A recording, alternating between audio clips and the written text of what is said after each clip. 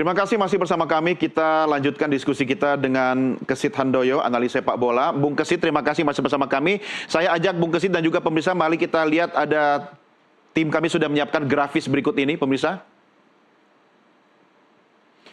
Ya, ini klasemen akhir fase grup Piala Asia U17 2025 di mana Indonesia saat ini berada di peringkat pertama. Kita sudah lolos menyingkirkan Vietnam dan Thailand yang berada berurut-urut di bawah kita. Mereka ada di grup B dan juga di grup A. Semua hasilnya tersingkir karena seperti kata Bung Kesit, kita adalah timnas spesial. Kalau spesial berarti istimewa, pakai telur, harganya lebih mahal. Dan itulah sebabnya judul kita, Bung Kesit, Garuda Muda Gendong Asia Tenggara. Karena negara-negara lain di Asia Tenggara sudah tersingkir, cuma Indonesia. Bung Kesit, optimisme tetapi analisa profesional Anda seperti apa melihat masa depan timnas kita? Ya, saya pikir untuk tim U17 Indonesia pada saat ini ya, setidaknya bisa mempertahankan catatan untuk bisa tampil di Piala Dunia U17 ya. Tahun 2023 karena tuan rumah Indonesia untuk pertama kalinya bisa tampil di Indonesia ketika itu, dan walaupun Indonesia tidak bisa bersaing lebih jauh, tapi paling tidak itu menjadi awal yang bagus bagi Indonesia untuk terus menjadikan Piala Dunia U17 ini sebagai salah satu target. Dan sekarang untuk pertama kalinya Indonesia berhasil lolos melalui babak kualifikasi ya. Saya pikir ini satu catatan yang perlu mendapatkan apresiasi. Menjadi lebih berharga, menjadi lebih bergengsi karena Indonesia melewati seluruh pertandingan di grup C dengan kemenangan. Ini kan juga tidak terduga sebelumnya. Jujur saja ketika menghadapi Korea Selatan, di atas kertas Indonesia akan sulit ya. Tapi ternyata Indonesia justru mampu memenangkan pertandingan berat menghadapi Korea Selatan. Menghadapi Yaman, walaupun Indonesia diprediksikan bakal bisa memenangkan pertandingan tersebut, tapi mungkin skornya tipis-tipis aja ketika itu. Saya juga tidak menduga ternyata Indonesia bisa memenangkan dengan skor 4-1. Ya, Afghanistan, Indonesia justru dengan kekuatan, ya saya bilang dengan kekuatan pemain-pemain yang biasa duduk di bangku cadangan, tapi faktanya Indonesia bisa memenangkan 2-0. Saya pikir ini awal yang sangat bagus, artinya bahwa satu hal yang menurut saya harus menjadi perhatian adalah bagaimana kemudian menyiapkan tim ini sebaik mungkin ya. Karena masih ada waktu 7 bulan. Masih ada kesempatan bagi pelatih Nova Arianto untuk melakukan ya katakanlah seleksi, mencari talenta-talenta baru. Karena kan tidak semua pemain kemudian nanti akan bisa tampil di Qatar di bulan November. Ada yang usianya mungkin sudah melebihi 17 tahun. Dan saya pikir ini kesempatan bagi pemain-pemain muda Indonesia lainnya untuk bisa ya menunjukkan kapasitasnya bahwa mereka bisa masuk dalam jajaran tim U17 untuk skuad Indonesia di Piala Dunia. Ya, Bung Kesit, coba kita analisa anggota negara lain ASEAN yang sudah tersingkir, Vietnam dan Thailand. Vietnam dulu deh, kalau kita compare dengan keberadaan timnas Garuda Muda kita, seperti apa? Iya, Vietnam saya pikir dalam pertandingan di mana mereka berada satu grup dengan Jepang ya. Mereka memang mendapatkan sebuah persaingan yang menurut saya sangat ketat di sana begitu ya. Tapi di sisi lain Vietnam sebenarnya sempat memberikan harapan ya di pertandingan terakhir, tapi pada faktanya ya mereka harus menyerah gitu. Dan kalau dibandingkan dengan Thailand, Vietnam memiliki catatan yang lebih bagus. Mereka tidak pernah terkalahkan loh.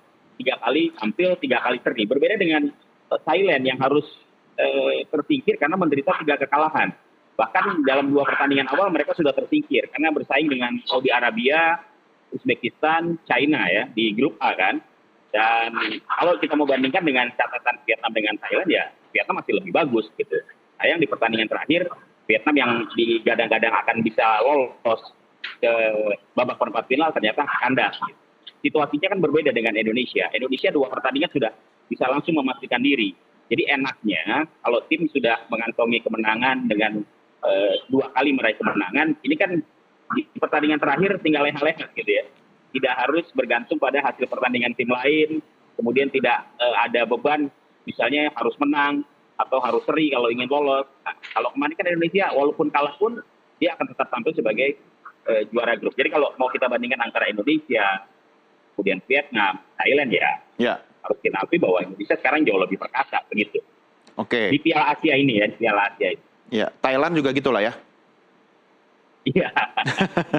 Thailand justru saya melihat agak-agak di luar dugaan juga ya Thailand. Tapi kalau kita lihat secara keseluruhan memang Persepak bola Thailand pada saat ini sedang mengalami masa-masa suram barangkali ya. Karena federasinya mereka juga sedang menghadapi persoalan finansial. Iya, iya. Kemudian tim nasional mereka juga tampaknya juga masih masih mengalami stagnan di berbagai pertandingan yang mereka ikuti, termasuk juga tim-tim muda mereka. Ya, kalau soal masa suram itu kita sudah ada pengalaman lah ya di tanah air, dan kayaknya Thailand harus banyak belajar dari PSSI soal itu. Bung Kesit, ini untuk yang berikutnya ini kan waktu lumayan masih panjang ya, tapi kan harus ada fokus untuk pembinaan dan kepelatihan yang tadi disampaikan juga oleh Pak Zaki. Menurut Anda, kita lebih bagus itu fokus kepada soal strategi ya untuk laga berikutnya, atau bagaimana pembinaan fisik dan mental pemain? Yang mana yang lebih penting, Bung? Ya, saya pikir dua-duanya penting ya. Kalau dihadapkan pada pilihan, apakah kemudian fokus untuk menyiapkan tim ini lebih bagus lagi untuk menghadapi Piala Dunia, atau fokus kepada pembinaan. Saya pikir dua-duanya harus dilakukan.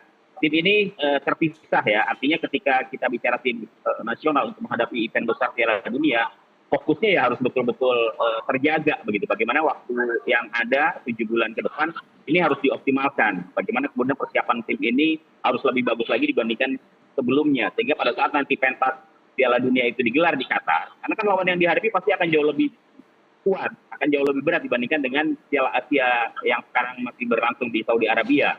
Ya, pertandingan di Piala Dunia akan berhadapan dengan tim-tim wakil dari Afrika, Amerika Latin, ya. Jadi saya pikir Indonesia harus lebih fokus dalam persiapan itu. Di sisi lain, pembinaan harus dilakukan, bahwa sudah saatnya Indonesia memiliki kompetisi di berbagai jenjang usia. Ini nggak bisa tidak ya, ini nggak bisa ditawar-tawar lagi gitu. Karena kalau nggak, kasihan pemain-pemain ini nanti dia stuck. Betul. Karena usianya 17 tahun. Ketika mereka tidak melakukan kompetisi, tidak berlaga di ajang kompetisi, kemampuan mereka lama-lama pasti akan menurun. Kita sudah banyak belajar lah, banyak pemain kita yang pemain-pemain muda kita berjaya di usia 17, 19, tapi ketika masuk di tim senior drop. Ya, jadi saya pikir tidak ada pilihan lain kecuali pembinaan harus segera difokuskan dengan memberikan wadah kompetisi untuk pemain-pemain di berbagai jenjang usia. Nah, ini menarik sekali statement Anda, Bung Kesit. Nah, kalau kita fokus atau targetnya kepada Piala Dunia, perlu program seperti apakah? Training center yang secara terfokus, kemudian semacam program modul dan program yang akademik gitu. Apa yang bisa kita lakukan? Karena ini bukan soal ad hoc program, temporary gitu kan, harus jangka panjang. Targetnya Piala Dunia, gimana, Bung? Iya, kalau untungnya kan begini, ini adalah pemain-pemain yang usianya 17 tahun ya, under 17. Pemain-pemain yang sebenarnya juga punya kesempatan untuk bermain di kompetisi Liga 1 atau Liga 2. Karena klub-klub di Liga 1 Liga 2 kan punya kewajiban untuk menurunkan pemain-pemain muda, begitu ya. Tapi dalam situasi di mana Indonesia sekarang fokus, saya pikir nggak ada salahnya juga kalau pemain ini kemudian melakukan persiapan yang lebih intens lagi ya, melakukan berbagai persiapan, melakukan berbagai uji coba, karena waktunya cukup panjang, begitu ya. Jadi kalau mereka dikumpulkan dalam waktu yang cukup panjang, saya pikir ini hasilnya akan lebih bagus lah, diharapkan kan seperti itu. Ya, walaupun sebenarnya ajang kompetisi itu adalah arena yang paling tepat untuk mereka mengasah kemampuan, mengasah ketajaman. Tapi apakah semua pemain-pemain yang ada di tim U17 sekarang ini adalah pemain-pemain yang selalu diturunkan di klub mereka di ajang Liga 1 atau Liga 2, kan kita belum tahu. Ya, mungkin ada 1, 2, 3 pemain yang memang menjadi pemain andalan, pemain utama yang selalu diturunkan sejak menit awal di Liga 1 atau Liga 2. Tapi yang lainnya apakah mendapatkan kesempatan yang sama? Jadi saya pikir dalam situasi di mana Indonesia sekarang mau berfokus menghadapi Piala Dunia U17 di Qatar bulan November, nggak ada salahnya juga mereka kemudian disesekan lebih panjang begitu. Ya, baik. Terakhir nih, sebelum kita berpisah, prediksi Anda di perempat final kita akan berhadapan dengan siapa nih?